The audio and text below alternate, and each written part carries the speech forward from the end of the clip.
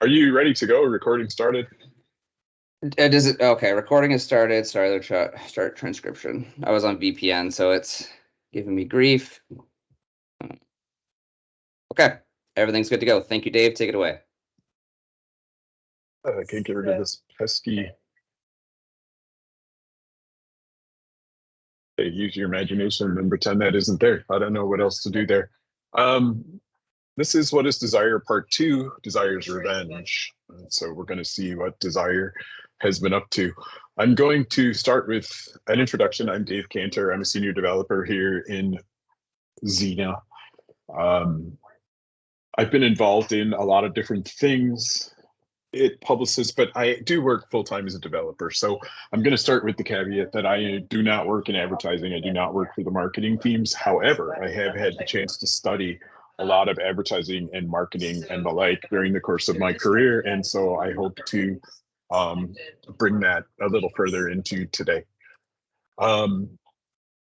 Last time I spoke, this is just a brief review of the last presentation if you didn't get a chance to see it, is a lot of what I talked about was alienation. I took a little bit more of a psychological view of alienation in the 20th century and how, I shouldn't say 20th century, I should say in the industrial and post-industrial age, and how it's affected us as human beings and how that's kind of led to it's kind of led to an exploitable hole in the human psyche. We're always, especially in the West and especially in the United States, we're always have this FOMO or fear of missing out. We're always not where we want to be. We're always looking for something else around the corner, and so fear of missing out is what's for dinner. We talked about three kinds of alienation last time. We talked about economic alienation and the ideas of Marx, and basically the idea that you don't have a direct connection anymore in the post-industrial age to the things that you produce. You don't make your own clothes. You don't hunt your own food. You don't know the people who did it. I talked about personal alienation and some of the ideas of people like Sigmund Freud, Lacan, and Zizek. And then I talked about disintermediation and some of the ideas of, without saying their names, Marshall McLuhan and Neil Postman. If you haven't read Neil Postman's books, I highly recommend them, especially Amusing Ourselves to Death. And I'm going to start, this is where the last conversation left off. So I'm going to start this one with this question that I asked in the last presentation: who is this guy? I'm going to say again that I really appreciate people raising hands, speaking up, entering stuff in chat, whatever. Like, please interrupt me. Please say something. If you have a thought, please share it. But the question that came up in the last meeting was, who is this guy? And I think most people correctly recognized it as Bill Cosby on Family Guy. But what that means, or what I mean by disintermediation, is it's not Bill Cosby. It's not a representation of Bill Cosby. It's a drawing of Bill Cosby. You're realizing too that you're looking at a drawing of Bill Cosby that appeared on Family Guy. You have to be aware of those cultural contexts. You have to know what you're looking at to see all of these things. To me, when I look at this image, it also looks like he's carrying a knife, but that's not. That's just a part of his sweater, I think. But there is a certain reality that comes along with this, where we think we're looking at Bill Cosby, but we're not. We're looking at a drawing of Bill Cosby, disintermediated through a number of lenses. He's wearing the funny sweaters he used to wear on the Cosby Show, which I'm not even sure a lot of people have seen, and yet somehow a lot of us probably recognize this image for what it is. However, we're very separated from the actual idea of the real Bill Cosby, right? I mean, this doesn't represent Bill Cosby at all. It doesn't represent his work in I Spy. It doesn't represent his criminal history. It doesn't really, like, there's so much going on in this image, even though pretty much nothing you're looking at is actually real. And it's disintermediated through everything I just told you. So we live in this version of reality all the time. And we especially live in this version of reality on TV and the internet. And advertising plays a lot on these ideas. So this time I'm going to talk a little bit more about what actually happens in advertising and a little bit less about the philosophical and intellectual and psychological ideas of alienation. So advertising pretty much does this. It makes you think that if you use the product, you're going to have a better life. Beech nut has both long-lasting flavor, which is a reason to chew the gum, but it's always refreshing, and you'll be the hit of the hoedown with beech nut in your mouth, right? You'll never have bad breath again. I showed this the last time. Coca-Cola has been especially great at driving the desire engine in advertising. I think you get the message in the picture on the left, and I'm going to come back to that idea. And in the right, that Coke is the real thing. Which, what does that mean? Everything else is fake. If you're not drinking a Coke with this fancy, cheese and grape here, you're somehow less than genuine. It's had quite a hole on the American and Western, I should say, imagination in terms of marketing. I thought of a movie that I was going to talk about a little bit, but I decided not to. It was called The Gods Must Be Crazy. And the whole idea of the movie is basically a man flying over Africa throws a Coke bottle out of the window of his airplane, and it lands on a native African who has no idea what to make of this thing that has fallen from the sky onto his head. It's a great movie. It was made, I think, in the 70s. The Gods Must Be Crazy, if you've never seen it. It will give you some idea of how much of an effect Coke has had, not only on the Western, but on the international psyche. And the movie is kind of poking fun at that. So, does advertising work?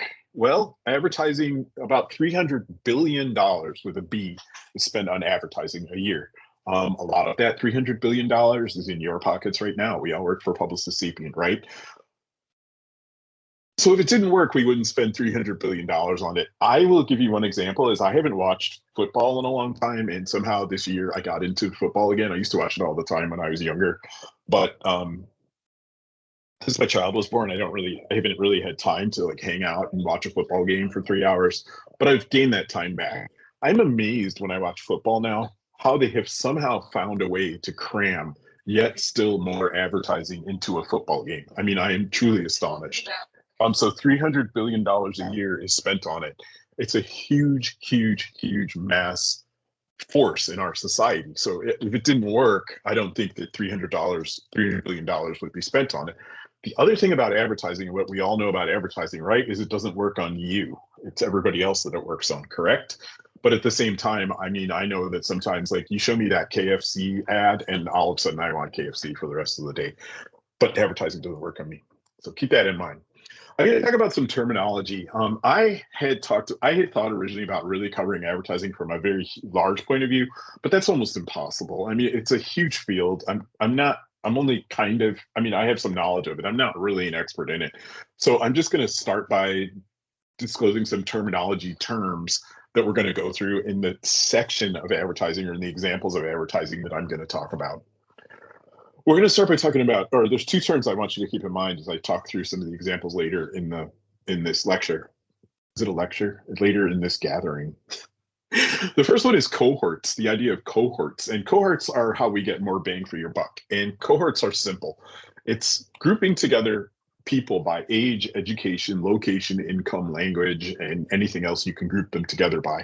Now, you might think that this is it's got some sociological value, or, we really want to solve the problems of society. But no, it's so that you can maximize your advertising dollar. And most advertising starts by the consideration of the cohort to which it is being advertised. You will notice, for instance, that when you look at, you watch TV, I don't know if anyone really watches TV anymore, but if you watch sports games like I do sometimes, you will see advertisements for the local car dealerships, right?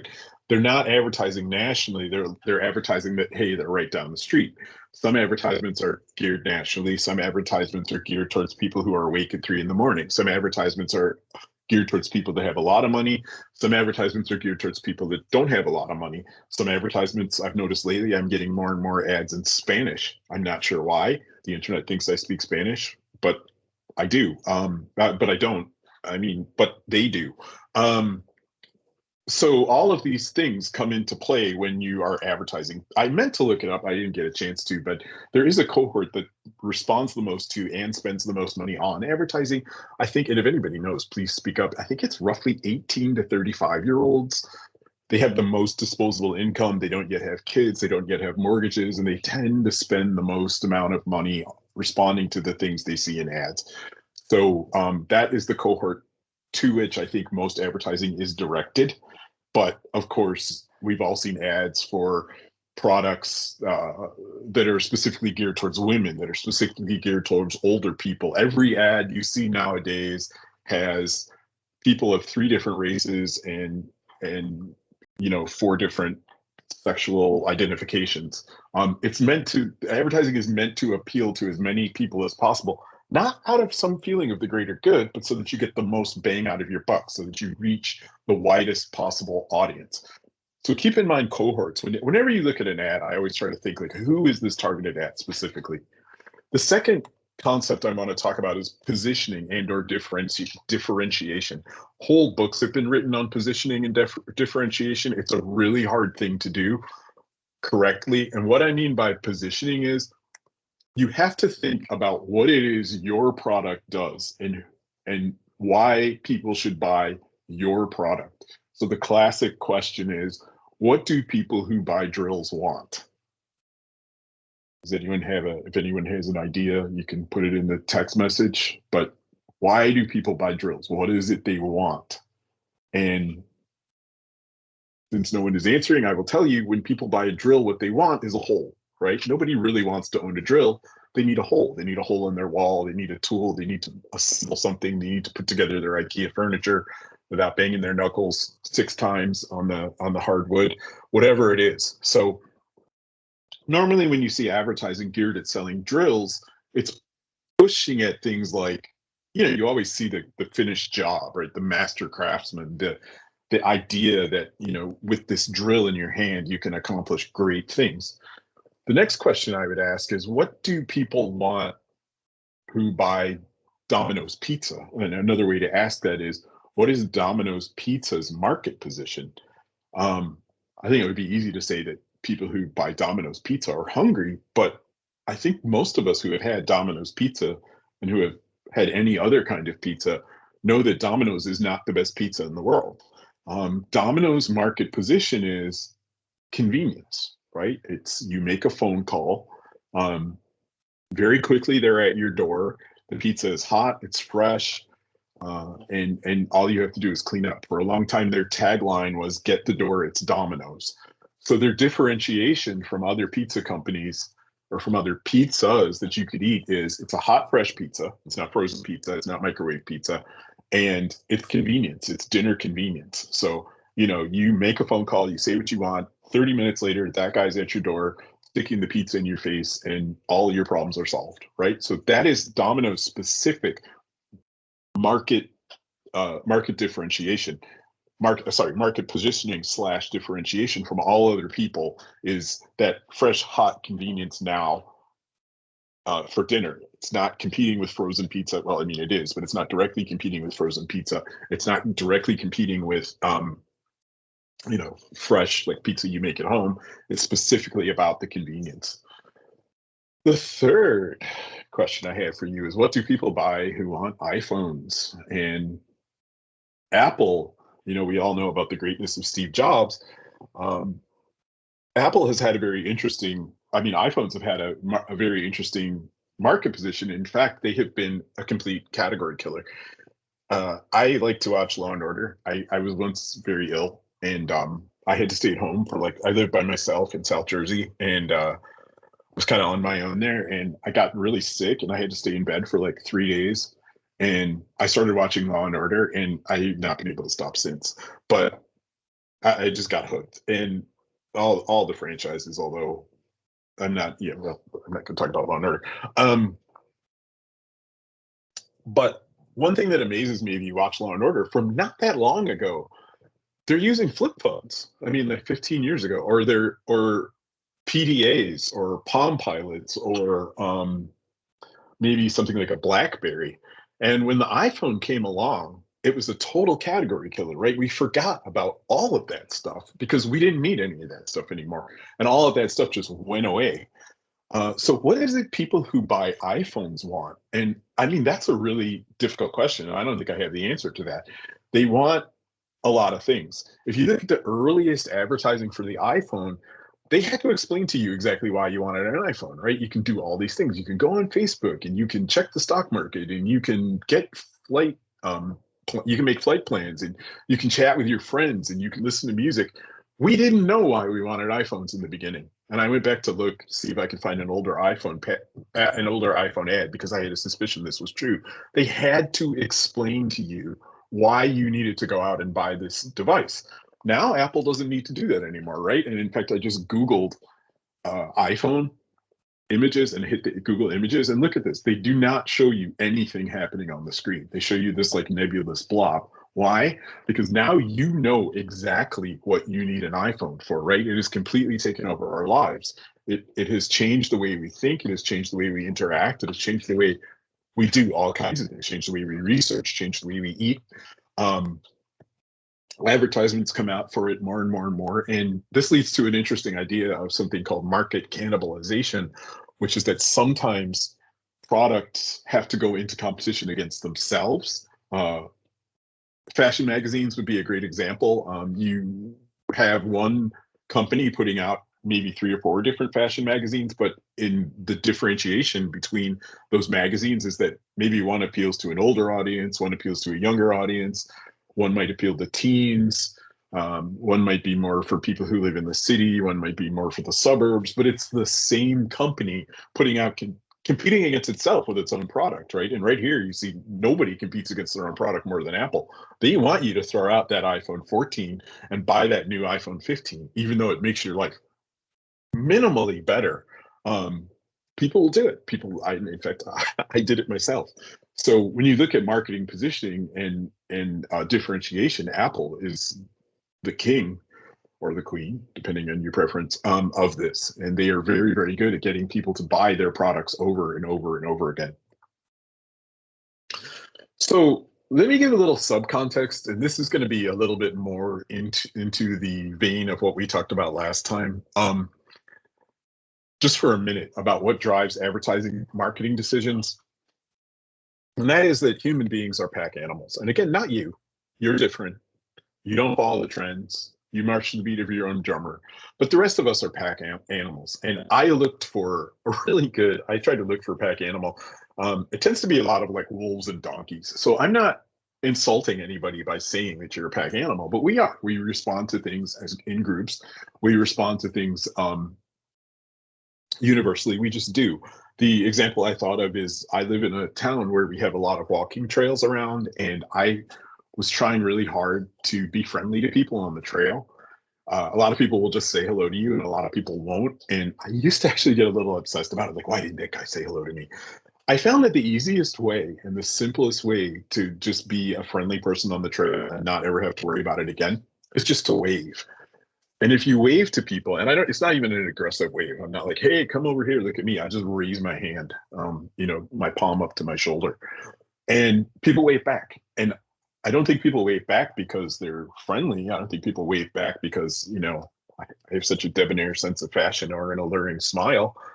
I think it's because your natural inclination when people wave at you is to wave back. And I find that even the people who, especially when people move here from San Francisco, they come from the city, they really have this fear of strangers. Even those people will sometimes find themselves waving almost like uncontrollably. Oh, that guy waved at me, I better wave back at him. Even if it's weird, even if it's strange. We respond to cues. We live in a society. We are trained to live in a society, right? You had a family, you had parents, you may have had siblings, you had aunts and uncles. This is your pack initially, and then you move out into school, and that becomes your pack, and then you move out maybe a little further from home. You go to college, and that becomes your pack. We're pack animals, and advertising takes a lot of advantage of this. There's also the fact that we respond to signs. This is one of my favorite cartoons from the now, I guess, old school Far Side. The Midvale School of the Gifted, and this kid can't read the sign that says pull, he can't get in the door. But the reason I put this slide here is this happened to me once in France. If you look at a lot of doors in the United States, which I can speak to the United States because that's where I live, they say push and pull on them. And I was thinking for a long time, like, why does the door say push or pull? Like, obviously people know how to open the door. It doesn't need to say push or pull. I was in France and I walked into a store and I did this exact thing. I could not get the door open. And I was pushing and pushing and pushing, and the door was closed, right? Because most of the time you go into a store, you push the door to get in. You don't pull it, you push it. This man behind me was saying in French, tiré, tiré. I don't speak French, so I didn't know what tiré meant.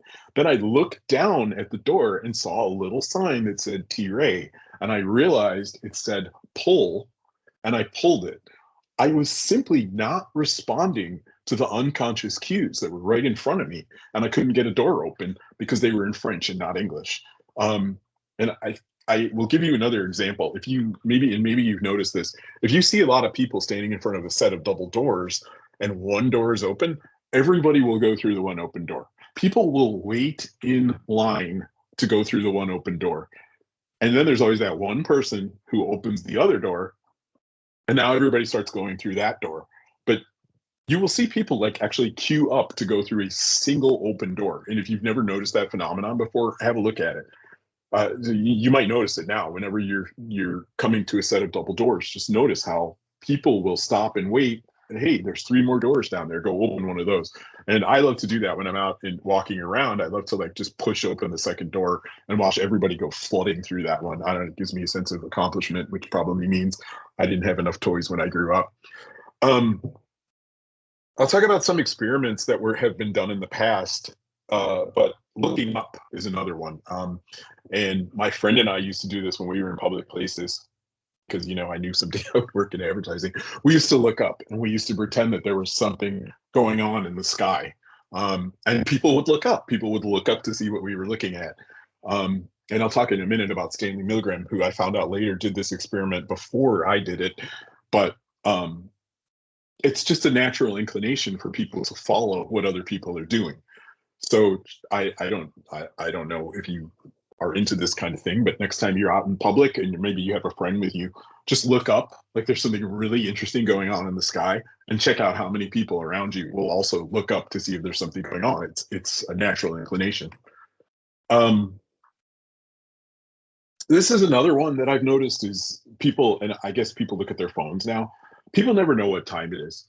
And one thing I noticed a long time ago was someone looks at their watch and then you ask them what time it is. They always look at their watch again. You rarely say, so maybe next time you see someone look at their phone to see what time it is, ask them what time it is, and they won't know. They will have to look at the phone again. So we get into these patterns. We get into these patterns of taking in information in different contexts. We get into these patterns of changing our thoughts without being aware of it. I don't think it's because we're all guided by the nose, but I think it's because our natural inclination is to exist in these societal forms, and advertising seeks to manipulate that. So I'm only going to talk about 2 ways in which advertising seeks to manipulate things that you're already doing. There are more. I think that they've been broken down. You can open any book on advertising. They might tell you about 10 or 12 or 6, but it's the same sets of tricks that you'll find in every ad. The first one I'm going to talk about is the appeal to authority. And the appeal to authority is this idea that some people have to be listened to because they're in charge. And you may have noticed this. I have noticed more than once that there are people that some people seem to just naturally gravitate to. There's some people when they speak, everyone kind of turns their head to see what they're saying. There's some people that, for whatever reason, will always be asked questions and they will answer authoritatively. And in fact, some people will say that there's a lot wrong with the patriarchy. It's like men always have to be in charge and men always have to have answers. And if you saw Barbie, men always have to show you how good they are at guitar, right? It's this appeal to authority. Like if I do all these things, then I'm cool. And advertising very frequently uses the appeal to authority. So I want you to imagine right now that you have a doctor's appointment. Maybe you have a cold, maybe you felt sick a couple days, and you get an appointment, you go online and you find a doctor's office and you set up for an appointment. And then you walk into the doctor's office. And when you walk in, this is your doctor. Not to knock this guy because he's got a lot going on and probably he's got his own set of things that he's responding to, but this would surprise you, right? You would kind of wonder, you'd be like, wait a minute, that's not my doctor, or something's wrong here. You would not just simply walk into the doctor's office. You'd stop for a second. You'd wonder what's going on. This is a true story. Yesterday, my son hurt his finger and I was looking for a doctor to take him to just to get his finger checked out. Turns out he's okay. And when I went on the doctor's office website, this was the doctor. There are 20 doctors in this practice. I do not think it is an accident that this doctor was chosen to be the one that comes up first. She looks like she's going to take care of your finger. She looks like she's going to take care of of whatever ails you, right? She's got this welcoming smile, this flaxen hair. This is somebody you really want to look after your kids, right? I mean, sure. Hey, you want to babysit my kids? Take them. I don't even have anywhere to go. You can just take my kids. So appeal to authority is a huge thing that advertisers use all the time, and sometimes to poor effect. And Stanley Milgram, who I mentioned a little bit earlier, did this famous experiment in the 60s where he had a group of people come in, and they were met by people in white coats, and they were told to administer shocks to complete strangers. And the shocks went, I think, from something like 4 to 400 volts. I mean, you could like seriously hurt someone with a 400-volt shock. And there were actors on the other side who were responding to the shocks and who were saying, ow, ow, oh my God, oh, I can't believe this. 65% of people taking part in this experiment continued to administer the shocks. Why? Because of the appeal to authority. There were people in white coats telling them that this was an experiment that they were doing, and go ahead. Yes, they will feel pain, but go ahead. It's an experiment. And all of this stuff was put in a clinical and medical situation. So look to your left and look to your right, and those two people would be more than willing to shock you if a doctor told them to. This experiment has been repeated, and the number has not really budged from 65%. So advertisers use this. You may remember, this is one that I remember growing up, was that Trident, 4 out of 5 dentists surveyed would recommend Trident for their patients who chew gum. Sorry, dentists, not doctors, but dentists. So, hey, sugarless gum is good for your teeth. I guess we better choose some Trident. Except that if you really look at the study that was done, what was really said was that none of the dentists recommended chewing gum. The following question was, if you do have to chew gum, should you choose sugarless gum? To which the doctors said yes. The following, to which 4 out of the 5 doctors said, or maybe all 5 of them said, no, 4 of the 5 doctors said yes. And then the next question asked was, if you had to chew gum, is Trident a sugarless gum? And 4 out of the 5 doctors said yes. The 5th doctor refused to play along and said, no, nobody should chew gum. Gum is bad for your teeth. This became spun into the fact. It's a fact that 4 out of 5 dentists would recommend Trident for their patients who chew gum, even though that never actually happened. In the middle of the 20th century, doctors were used to sell cigarettes. Here's a picture of a doctor. It says 2,679 physicians say Luckies are less irritating. They don't say they're healthy. They don't say smoke. They don't say, go out and get as many as you can. This is before we had the filters and the awareness of low tar. But there used to be TV ads where people in white coats would come out and smoke cigarettes. The idea being that if it's not that smoking is good for you, it's that smoking isn't really bad for you. And so this is an appeal to authority, right? Well, if a doctor smokes, then I should smoke. And I'm sure if you just think for a minute, you can come up with other examples. The one I thought of that I heard a lot as a kid was, I'm not a doctor, but I play one on TV. And just next time you watch an ad with a doctor in it with a white coat, just take a look at that. Is that a doctor or is that an actor? And I'm going to guarantee that more often than not, you're looking at an actor in a white coat and not a doctor. But look at the appeal to authority that's going on there. Look at how the person in the white coat is being used to justify the fact that you need this product to make you feel better. The other aspect of advertising I'm going to talk about is the one that's kind of the most obvious, and that is that sex sells. And I think that people who work in advertising, they very, very quickly realize that sex sells. I already showed you this image. What is being consented to here? She's saying, yes, I'll have a Coke. The hand on the left is clearly a man's.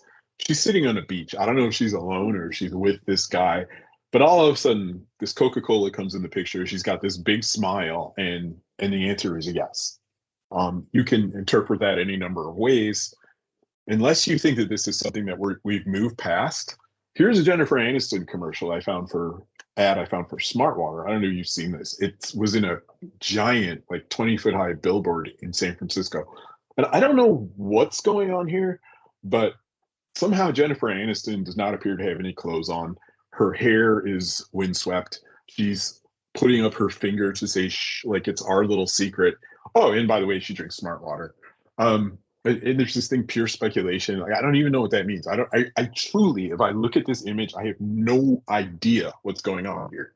But on my subconscious level, somehow, I really, really, really want Smart Water. Another example I will give is if you go to a Target, actually, I think it's Walmart. Walmart has a promotion, not a promotion, a merchandising deal with Budweiser. And if you go into a Walmart, you can buy this Budweiser two-piece bathing suit. Why would Budweiser allow Walmart to sell a two-piece bathing suit? And I think the answer is clear. It's free advertising. It's also clear because it's free advertising because the people who tend to wear two-piece bathing suits are also going to tend to look like the model in this picture. So now you are, for free, creating walking, not for free, well, for free on Budweiser's part. Budweiser doesn't pay anything. You're creating walking Budweiser advertising on the beach or at the club or the volleyball games, or I don't know where people in two-piece bathing suits hang out. I haven't seen anyone in a two-piece bathing suit in quite a while. It says more about me than it does about Budweiser. But it's free advertising, and Walmart is glad to sell it. I don't know if I don't know if there was some merchandising deal or what went on, but you know, you're moving the product. Maybe some of you caught recently this ad campaign. Has anyone caught this? Just people raise hands or something? Anyone know what this is an ad campaign for?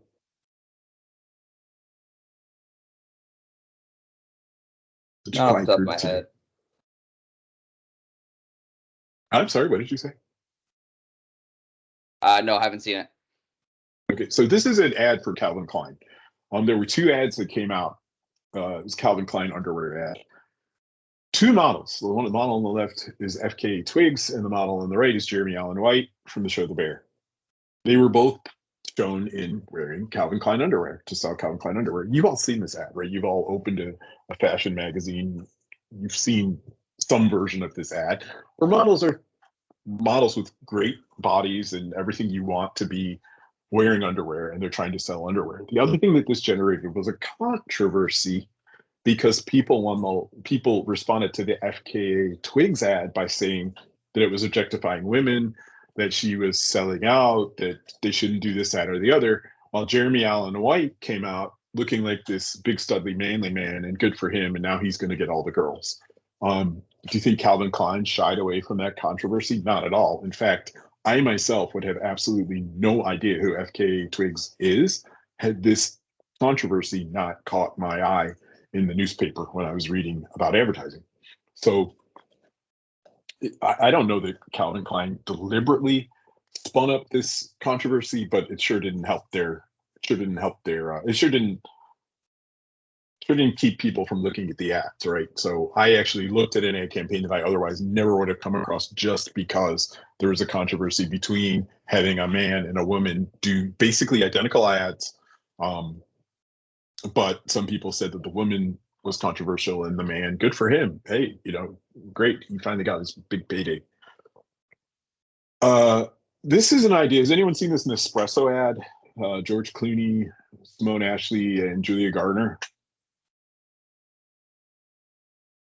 Maybe I'm the only one who still watches TV. So what happens in this ad is these three are at some fancy gathering, and there's an espresso machine in the middle. Now, all three of them are dressed like they're going to a party. All three of them are very good-looking people. And somehow, I don't know if you've ever used an espresso machine. I have never got a drink out of one that looks like the one in George Clooney's hand, but everyone at the party is drinking espresso. And there's a wager that's going on.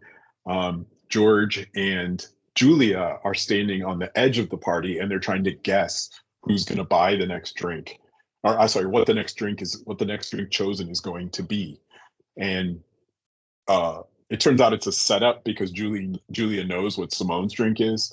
So they end up winning in the end, and they win George Clooney's fancy car, and George Clooney ends up with their broken down scooter. I think, again, this is a sex sales ad. George Clooney has been voted the sexiest man alive. Notice the age difference between George Clooney and the two women on the right. It also gives you the feeling that you're in on the joke, right? Because you see what's going on before George Clooney does. You know that it's a setup. You know that George Clooney's going to get burned. But here you are at the club. Here you are at the fancy party, which takes place in the middle of, I don't know where, but it's on some kind of hillside, someplace you've never been, but you've always wanted to go. And people are drinking espresso in the middle of the day because it's a drinks free party. They all get together for these sexy coffee parties, and so go out and get yourself some espresso right now. So I think I've made the point that sex sells. I don't think it was really much of a surprise to anyone. The third cohort I'm going to talk about just a little bit here is children. Children have no money of their own, but parents really want to do anything they can to make children happy. And if you look at this ad for the Rise of Skywalker Happy Meal, there is a lot going on here. First, you have the children. What kid isn't going to say, oh, Mom, Dad, I really need this Happy Meal. I got to have this Happy Meal. Rise of Skywalker. Oh, Ray, BB-8. I love this. This is a direct product tie-in. I don't know if anyone saw the Clone Wars, which was a Star Wars series that was geared towards children. The Star Wars reboots were geared towards people who had seen the Star Wars movies the first time when they came out in the late 70s, early 80s, who now had kids of their own. So you're looking at both a multi-generational cohort, also a parental cohort. And then also maybe the parents never saw the Star Wars movies, but this is something that's cool. Maybe you see the other kids at school have this stuff going on. And so now you're selling more Happy Meals, right?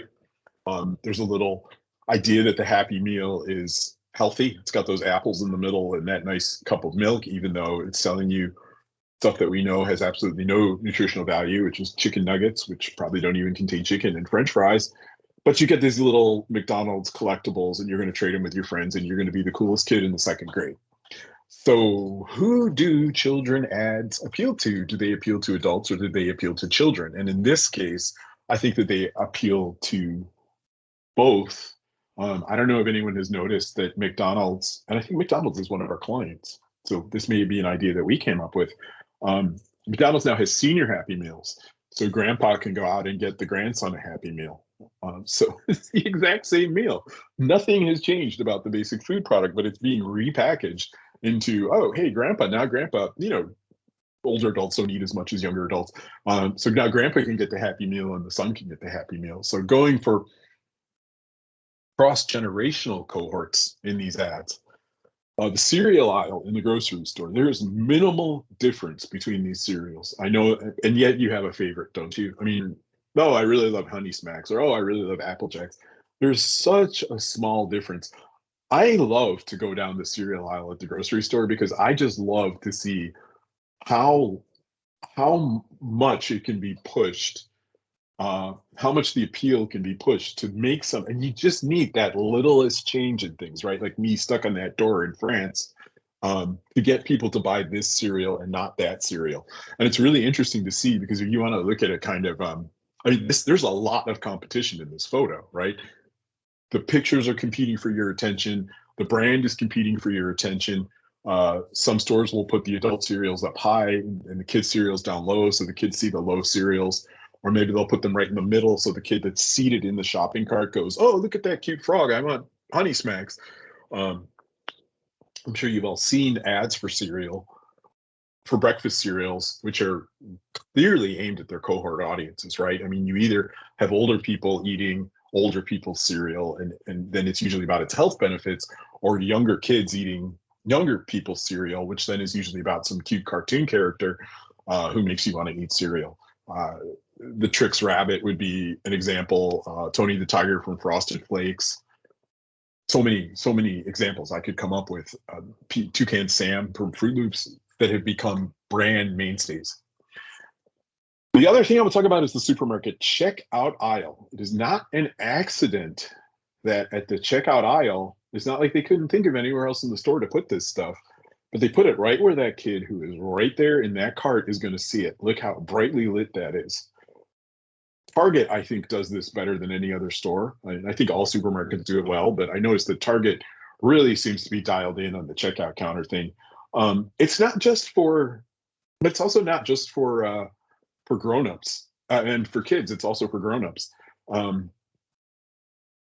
A lot of times they keep the salacious gossip magazines here. A lot of times, there was one store near where I lived that had little mini bottles of alcohol, like the kind you get on airplanes. They had those at the checkout counter. It's meant to, you're kind of at your worst when you're at the checkout, right? You've done your shopping. You're a little exhausted from that. You've gone down everything in your list. Maybe you're feeling like you forgot something. You're probably suffering from decision fatigue, and they're going to get you to spend that one little bit of extra money when you're most vulnerable. And that's right here. And they're doing it by lighting this thing up by a Christmas tree and making it appeal to you in every way it possibly can. I wish I had a picture of the Target checkout stand, because Target really gets you for the last minute. Every time I go by the Target checkout, and I don't shop at Target all that often, but when I do, they always have something there that I just forgot. Oh, I need that right now. They have mastered that. I also noticed that all the liquor is there.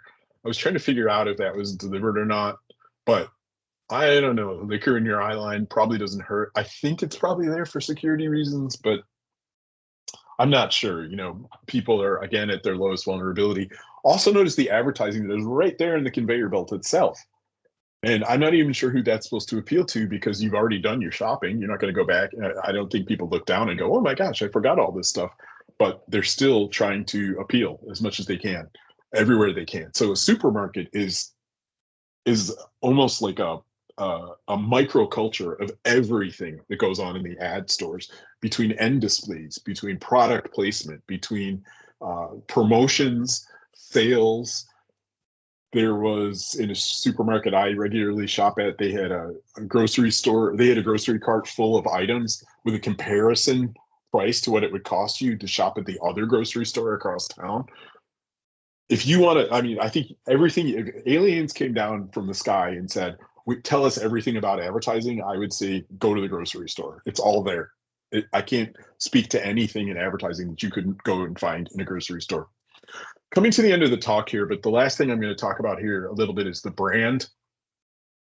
I've talked a couple of times about how brand recognition is important. Talked about McDonald's, instant recognition, Star Wars, instant recognition. I talked about some of the characters, Tony the Tiger, Toucan Sam. Here comes Amazon. There's an awful lot going on in this brand. Does anyone know what the big message of this logo is?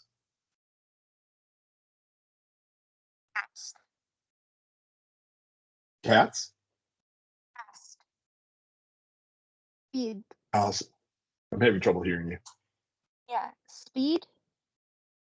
Speed. From the arrow, the thrust of the arrow, the smile. Anyone else see it? Amazon has everything from A to Z, right? Points to A to Z. I think this is there, Renee got it. I think that this is actually problematic, because this is the same logo for Prime, and then it's like Amazon has everything from P to E. I don't get that. But Jeff Bezos is one of the richest men in the world, so he must know what he's doing. So yeah, we picked up on all this. There's the smile. There's the everything from A to Z. There's the thrust. It shows the speed. All of that is there. Is there a sexual element to this ad? I will let you decide that for yourselves. What about this brand? Completely destroyed. Proof that just because you're smart and good at one thing does not mean that you're good at anything else. But look at how much this captured our imaginations. It's talked about in the news all the time. Even after the Twitter brand went away, people were saying, newspapers were saying, X, formerly known as Twitter. I find myself, whenever this comes up now, and I mean, was Twitter ever really that big a deal? I don't know. I never used it much. I think journalists use it more than anybody else, and so it shows up in the newspaper all the time. But once Elon Musk bought, I never had so much interest in Twitter before Elon Musk bought Twitter. And then all of a sudden, everyone's like, oh, X, what's going to happen with X? What's going to happen with Twitter? I think this was a huge brand fail. I think he destroyed the Twitter brand, which was great. And the other thing I'll say is whenever an X post comes up now, I always think the logo is the close button. So I always click on the logo. I'm like, oh, I'll get this off my screen. I'm going to say one last thing. I'm going to end on controversial note, and I'm going to talk about one of the greatest brands of the 21st century, and that's this guy, Donald Trump. He is in the news all of the time, but even before he was, and I'm not making a political statement here. I'm just telling you, I'm just giving this as an example of a brand. Much like X, he has consumed the news media. One idea that I've had lately is politics is really a television age event. First, it was a radio age. Actually, first it was a newspaper age. And for a long time, it was a radio age event. And then pretty much once John Kennedy was elected, the Nixon-Kennedy debates, television became the medium for politics. When Kennedy's assassination played on the TV repeatedly, it was one of our first mass media events in this country. But now we're in the internet age, and I think that most of the political establishment and the journalists that follow them are still acting on the political realities of the television age. But now we're in the internet age. The iPhones are all on all the time. You got TikTok, you got things like Snapchat and things like YouTube, and you see that marketing has shifted to these things and has moved into these directions. I was going to look up how much TV advertising has been affected by this, but I can tell you that newspaper advertising has been completely destroyed. I mean, decimated by the internet. And I think that Trump is really doing a good job. I'm going to say something nice about Donald Trump, that he's really doing a good job of keeping himself in the paper every day, keeping himself on the internet, keeping himself in the news feeds. He understands how to do that. He understands that that is how you get talked about in the information age. I will point out that I think Obama did it first, but he did it as in a campaign sense. He didn't do it as a president, but as a campaigner, he was very good about getting on the internet and engaging people on the internet and speaking to the internet generation. But Trump, he's not even in office anymore. And every single day I open up my phone and there's 8 things about Trump on my screen is the very first thing I see. So love him or hate him, I think that this is the direction that, and then, you know, they talk about the primaries. I look at the newspaper, they're like 5 takeaways from the New Hampshire primary. And like the one takeaway from the New Hampshire primary is that Donald Trump is the candidate. I don't even understand. Like, I'm not going to read that article. I don't care. But so brand recognition, brand enforcement is huge for advertising. And I talked about some brands that are instantly recognizable: Budweiser, Coca-Cola, cereal advertising, Amazon. I mean, you see that brand, it's seared in your brain. It's literally living rent-free in your head. And that is something else that advertising consciously aspires to do. I still have all of the ad jingles from when I was a kid. I can sing them all. I can sing all the McDonald's ad jingles. And sometimes I'll get one stuck in my head, and that really sucks because I'm like, no one's paying me to show this advertising on my brain. But that's what they do. They want to get in your head. They want to create that desire, and they want to stay there. This is the end of my presentation. I would welcome any questions or comments or considerations you might have. I did not cover that subject comprehensively. I could not. I'm just not an expert in it, but I just wanted to follow up after that last talk on some of the things I was talking about and show how all of the alienation I was talking about is used by advertisers to get us to buy stuff. And we do. We love to shop and we love our stuff. Questions, comments, anybody, anything? Dave, this was absolutely awesome. I find this stuff, super fascinating.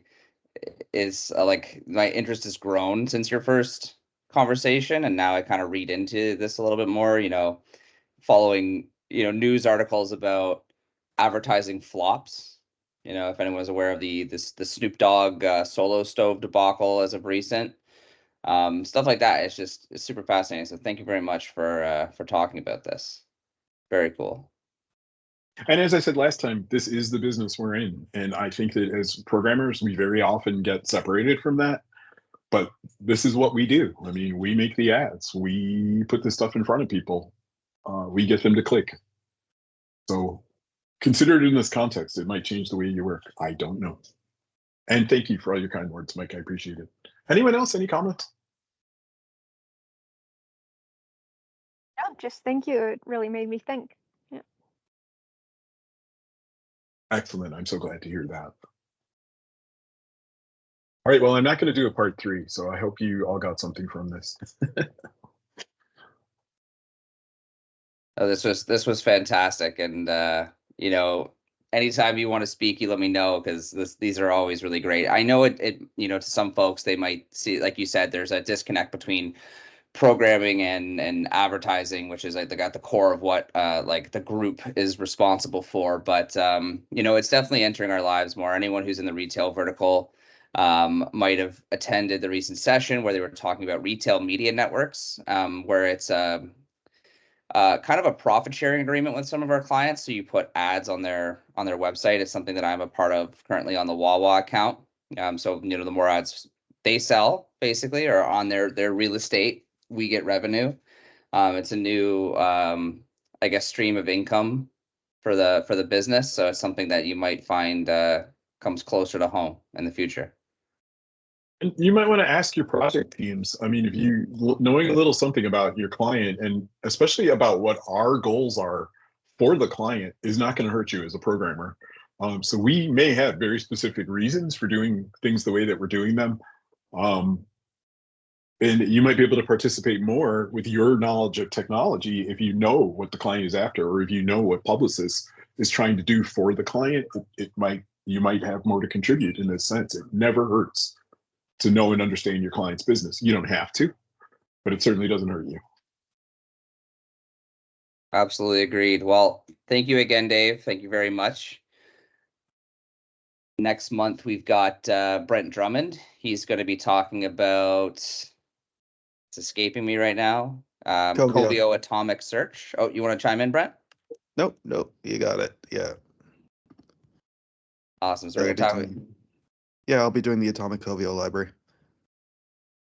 So that should be good. We're wide open after March, so if anyone's interested, please let me know. And again, like, topics can range, you know, anything in the sphere of what we do, you know, technology in general. In the past, we've had talks about, you know, in this case, advertising. We've also had, you know, Raspberry Pi and 3D printing covered. So lots of really good opportunities to share your interests. And if you're, you know, worried like, oh, I don't know what to present on, what do you know the best? Like, what do you know inside and out? Because something like that you can present on, and you know everything there is to know. You have answers for questions. It's just something that flows easy. So that's my recommendation to you if you're interested in getting up in front of our group. So thank you again, Dave. Appreciate it as always, and I hope everyone has a great day. And thanks for coming. Thank you. Bye, everybody. Bye, everyone. Thank you. Bye. Thanks.